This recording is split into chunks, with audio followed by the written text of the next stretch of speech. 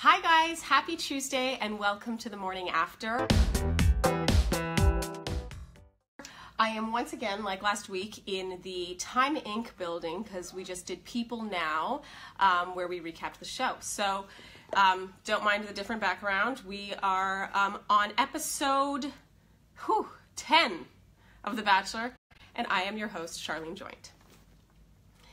So, okay, starting off with our Maltesers Moment.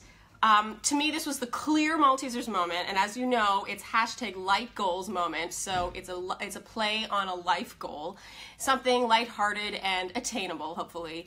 And for me, this was the clear winner. It was when Ari, in the uncut conversation with Becca, said that he finally came out and said that he wanted to see if there was the possibility of reconciling with Lauren, and Becca responded with, "Are you bleeping kidding me?" I thought this was so good. I wrote in all caps, yes. I love that she had the strength and self-worth to not make it about something she had done wrong or something she was lacking, and she immediately recognized that this was his problem. And most women, I think a lot of women, would have gone to a place of, am I not good enough, and crumpled into a ball of tears. And she just was so strong and just like laid down the law. It was so fantastic. And yeah, that was my hashtag light goal moment of last night's 3-hour phenomenon. Anyway, I have once again the very lovely Caila Quinn from Ben Higgins' season. Hey guys, thanks for having me. Thank you for joining me again. I thought was it neat to see Ben on last night's special? I thought it was good to see Ben. He looks great. He's always got great things to say. So yeah. I thought it was a nice little surprise. Yeah, it was nice. Okay, so we're gonna go through in chronological order. Perfect. So first, Lauren meets the family, and Yep. I thought that it was interesting that he finally said to his family that he noticed that he was reassuring her a lot. Yes. I think you're right. He's at least very observant that that's his job now. It's a lot of work for him. Yeah, and it was interesting because he hadn't said that in any ITMs. He hadn't really expressed that to us, the viewers. So I just thought it was interesting to his family. It's like, he notices that he does that a lot too. And I think it was his sister or his sister-in-law asked him if he can have real conversations with Lauren, which suggests that maybe he doesn't always go for girls he can have real conversations with. And then on their one-on-one date in Machu Picchu, he's like, I really like that she dances and we can laugh together, or she dances, or she spins around. It wasn't super specific. No. And he started to list things he loved about her that not anyone would know, and the only thing he could come up with was a speckle in her eye. What does that mean? Left eye. All I'm saying is if you're going to do that, if you're going to be like, I know so many things about her, you should list at least 3 things. Yes. If you're going to go there.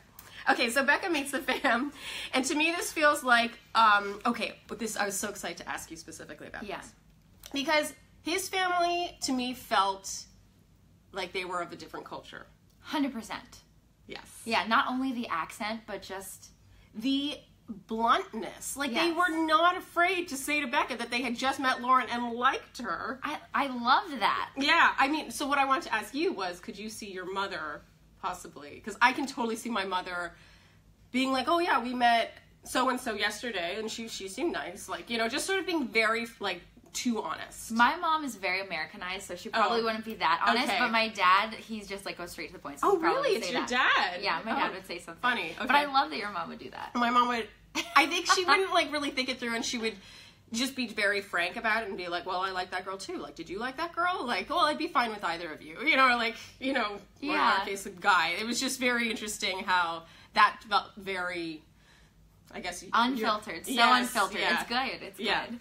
And then it's so funny when they just had the one-on-one time with Ari. I don't know if you're going to go to that, but where the parents say, we really think that you should marry Becca.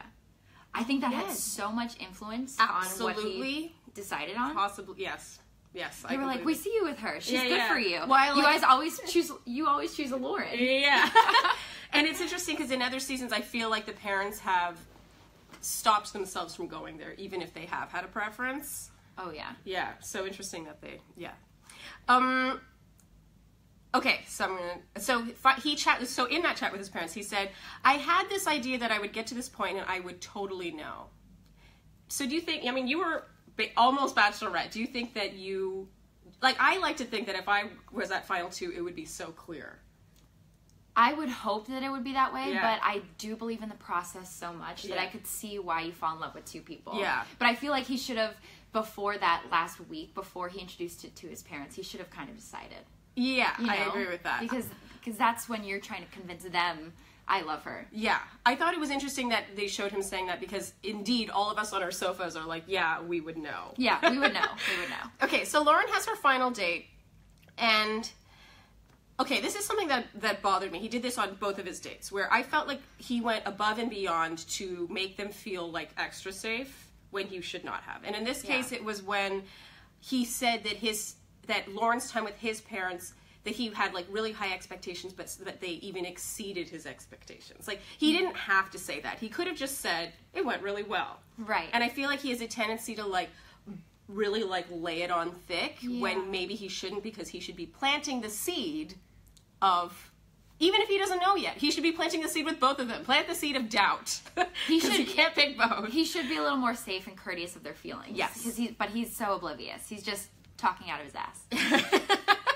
Okay, so Becca has her final date, and again, this is honestly my only note from this date was, once again, he didn't have to say this. He was talking about how there's a lot of pressure on the proposal day, and how that's why he needs someone strong and confident, obviously referencing Becca. Mm-hmm. Like, why say that? It's not... Okay, he did end up picking her, but it's just not necessary to go that extra mile to fill her with confidence and that feeling of safety. Yeah. Okay, so then Neil Lane comes along. And this drove me nuts. We talked about this earlier. What happened to the rings? I know, we want to be a part of this process. Like, what are you choosing from? Yeah, I'm very upset. I'm a girl. I want to see the diamonds. Let me see the bling. Bring out normally we're already limited to like 6 or so. We saw 2. It was very upsetting. I need at least 3. I need it like... If you're going to give us like a solid hour of uncut like sobbing, you need to give us some rings. And you can tell like, it's so funny. It's like really symbolic. He shows very little time. It took him very little time to choose between the rings. Totally. It was very frivolous, just like his decision. Very symbolic. Very good. This is why I bring her on. Okay, proposal day. I thought it was obvious by the way he looked at Lauren when she was walking down that he wasn't going to pick her. Yeah. Like, he was just like, he couldn't even like fake smile. No. And he should have been a little more compassionate, like, oh, I don't know. Yeah, no, I agree. Like, held her hands and been like, I know something's about to happen. There did feel like a lack of compassion when Lauren said, I'm extremely confused. Mm-hmm. His response was, instead of, I am also confused, because he clearly is, he said, I knew you would be. Right. No, he should have been like, I'm so sorry. Like, I'm sorry you're confused. I'm sorry I did this to you. Yes. I felt there was a lack of apologies in general. Yeah. Also with Becca later. Okay, so then I actually have no notes from the proposal, because the only note I have from the proposal is how it cut away from the beautiful proposal to Chris Harrison sitting there like sternly. I have one note from the proposal. Yeah. In the proposal, he said, I will choose you. I will choose you every day. Every day. Again, over promising. Another dagger that he's gonna have to like pull out later. Not enough expectation management there. Okay, so finally the breakup, or what Andy and I called the lab rats segment, because it felt like they were lab rats that just would not be left alone in this cage.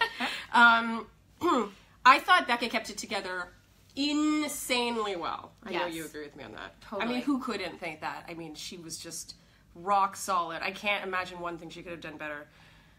Okay, this is a question I have for you. Okay. So they have the 2 screens, and it's unedited, uncut, and they show Ari leave for the first time, and then it goes black. Mm-hmm. And she's crying in the hallway the whole time. You can't see her. Ooh. And then it comes on light again, and he's coming back. Do you think a producer told him to go and try and see her? I didn't even think of that, but now that you mention it, I think so. They probably were like, turn around. Yeah, because they couldn't get a shot of her, and they were trying to, I think they were trying to milk it.